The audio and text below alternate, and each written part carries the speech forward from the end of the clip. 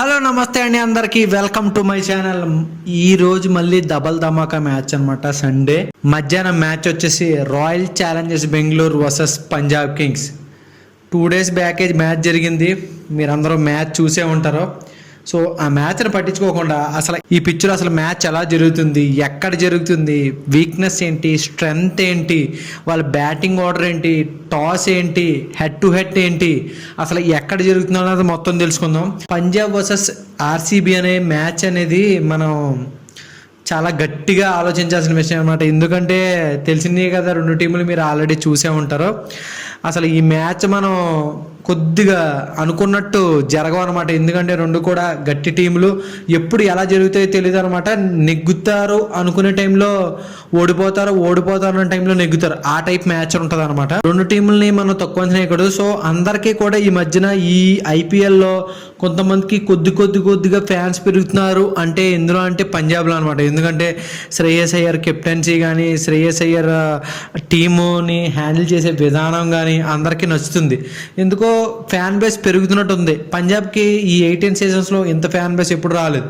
So పంజాబ్కి ఇప్పుడిప్పుడే వస్తుంది అంటే చాలామంది కూడా future captain of Indian team Shreyas Iyer అలా మాట్లాడుతున్నారు అనమాట. సో అపార్ట్ ఫ్రమ్ దట్ మనం మ్యాచ్ గురించి మాట్లాడదాం. మ్యాచ్ గురించి అయితే ఆర్సీబీ వర్సెస్ పంజాబ్ అంటే అందరూ కూడా ఏదో ఎక్స్పెక్టేషన్తో చూస్తున్నారనమాట. అంటే ఆర్సీబీని తక్కువ అంచనా వేయకుండా, అలాగే పంజాబ్ని కూడా తక్కువ అంచనా వేయకుండా, రెండింటిని దేన్ని కూడా కించపరచకుండా 2 కూడా ఈక్వల్ ఫ్యాన్ బేస్తో అందరూ కూడా సపోర్ట్ చేస్తున్నారనమాట. ఇందులో 2 టీములకి మధ్యన ఏ గొడవలు లేకుండా ఉంటే చాలా మంచిది. ఎందుకంటే 2 టీములు కూడా మంచిగా వెళ్తున్నాయి అనమాట.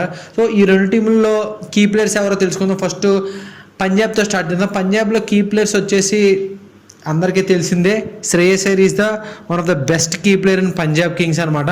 అలాగే ఈసారి ఎందుకో మిడిల్ ఆర్డర్లో మనకి నేహల్ వధేరా బాగా ఆడతాడేమో అనిపిస్తుంది. సో నేహల్ వధేరా నెక్స్ట్ అనమాట. సో నెక్స్ట్ బౌలింగ్ వచ్చేసి as usual Harshdeep Singh and Yuzvendra Chahal. ఎందుకంటే వీళ్ళిద్దరూ కూడా మంచి experience bowlers, wicket taking bowlers అనమాట. సో అందుకని key players, very key players. స్పిన్లో చాహల్ అండ్ ఫాస్ట్ బౌలింగ్లో ఇనిషియల్ స్టేజ్లో అండ్ డెత్ ఓవర్స్లో కూడా మనకి పంజాబ్ కింగ్స్లో హర్షదీప్ సింగ్. సో ఆర్సీబీలో కీ ప్లేయర్స్ అంటే మనకి రజత్ పడిదార్ అండ్ విరాట్ కోహ్లీ, వీళ్ళిద్దరూ కీ ప్లేయర్స్ అనమాట, ఇండియన్ బ్యాటర్స్. సో వీళ్ళిద్దరూ కూడా మంచి ఆర్సీబీలో వెరీ టాప్ బ్యాట్స్మెన్స్ అనమాట, అందరికీ తెలిసిందే. సో వీళ్ళిద్దరు కీ ప్లేయర్స్ బ్యాటింగ్ ఆర్డర్లో వచ్చేసి. సో బౌలింగ్లో వచ్చి ఎవరంటే Bhuvneshwar Kumar and Josh Hazlewood as usual అనమాట. వీళ్ళిద్దరూ కూడా ఇనిషియల్ స్టేజ్లో బౌలింగ్ స్వింగ్ వేసి లెంత్ వేసి వికెట్లు తీస్తూ ఉంటారు. సో ఈ 2 టీంలు కూడా వెల్ బ్యాలెన్స్డ్గా ఉన్నాయి, బ్యాటింగ్లో కానీ, బౌలింగ్లో కానీ, అలాగే స్పిన్ అటాక్లో కానీ. సో మన ఆర్సీబీతో పోల్చుకుంటే పంజాబ్కి స్పిన్ అటాక్లో యజువేంద్ర చాహల్కి అంతగా ఎవరో కూడా మనకి ఏంటంటే సపోర్ట్ ఇవ్వట్లేదు అనమాట. కాకపోతే ఆర్సీబీలో బౌలింగ్ అటాక్ వచ్చేసి ఆర్సీబీలో శ్రేయాన్స్ శర్మ అండ్ కృణాల్ పాండ్యా ఉన్నారు. సో వీళ్ళిద్దరి కాంబినేషన్ అయితే బాగుంది. కానీ పంజాబ్లో బౌలింగ్లో స్పిన్ అటాక్లో అంతగా ఎవరో అతనికి హెల్ప్ చేయట్లేదు అనమాట. సో అదొకటి చిన్న మైనస్ పాయింట్ పంజాబ్కి వచ్చేసి. సో ఇది ఏ పిచ్లో జరుగుతుందంటే పంజాబ్ పిచ్లో జరుగుతుంది అనమాట. పంజాబ్ పిచ్ వచ్చి మీరు ఆల్రెడీ చాలా మ్యాచ్లు చూసుంటారు. పంజాబ్ వాళ్ళు ఇక్కడ చాలా మ్యాచ్లు ఆడారు. ఒక మ్యాచ్ రాజస్థాన్తో ఓడిపోయారు, ఒక మ్యాచ్ వాళ్ళని నెగ్గారు. సో ఇక్కడ బ్యాటింగ్ చాలా డిఫికల్ట్ అనమాట.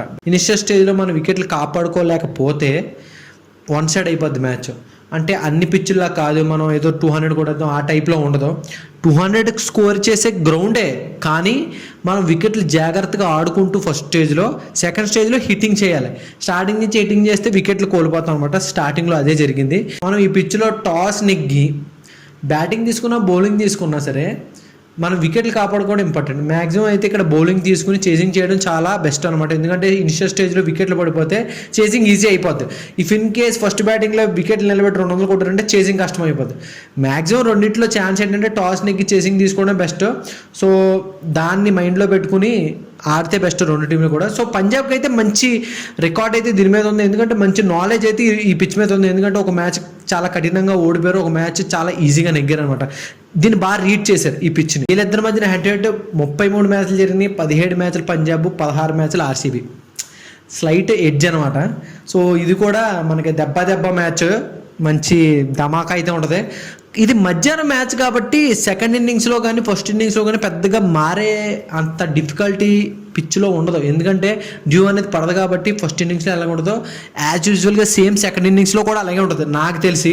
సో రెండు కూడా చాలా డిఫికల్ట్ అనమాట. చేజింగ్ తీసుకున్నా ఫస్ట్ బ్యాటింగ్ తీసుకున్నా మైండ్ పెట్టి ఆడతారని నేను అనుకుంటున్నాను. ఈ మ్యాచ్ కూడా మనకి ఆదివారం మంచి కసి ఉంటుంది చూడడానికి కూడా. నేనైతే ఈ పిచ్లో, ఎందుకంటే పంజాబ్ వాళ్ళు ఆల్రెడీ ఆడున్నారు, మంచి రికార్డ్ అయితే వీలుగుంది, నేనైతే పంజాబ్ నెగ్గుతుందని అనుకుంటున్నాను.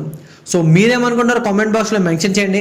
ఆర్సీబీని కూడా తక్కువ అంచనా. ఇక్కడ ఆర్సీబీ చిన్నస్వామి స్టేడియంలో ఓడిపోద్ది కానీ ఏవైతే మ్యాచెస్ అన్నీ కూడా నెగ్గిందనమాట. సో ఇది కూడా మనం మైండ్లో పెట్టుకోవాలి. అంటే నేనంటే హోమ్ పిచ్లో వాళ్ళు మంచిగా రీడ్ చేశారు కాబట్టి నేను పంజాబ్ అని అనుకుంటున్నాను. ఇది ఐపీఎల్ ఏదైనా జరగచ్చు, జస్ట్ నా ఒపీనియన్ అయితే పంజాబ్ అని చెప్తున్నాను. సో మీరేమనుకుంటున్నారో కామెంట్స్లో మెన్షన్ చేయండి. నేను అన్ని మ్యాచ్లో కూడా మంచిగా అనాలిసిస్ చేసి వాళ్ళ స్టాట్స్ అన్ని మేము ముందు పెడుతున్నాను. సో నేను పెట్టిన ఎఫర్ట్కి నేను పెట్టిన ఈ మ్యాచ్ ప్రెడిక్షన్ మీకు నచ్చుంటే ఖచ్చితంగా లైక్ చేయండి, షేర్ చేయండి, సబ్స్క్రైబ్ చేయండి. తర్వాత మరో మ్యాచ్లో మంచి ప్రెడిక్షన్తో మళ్ళీ మీ ముందుకు వస్తాను. అంతవరకు మరి ఉంటాను. Bye bye, happy Sunday.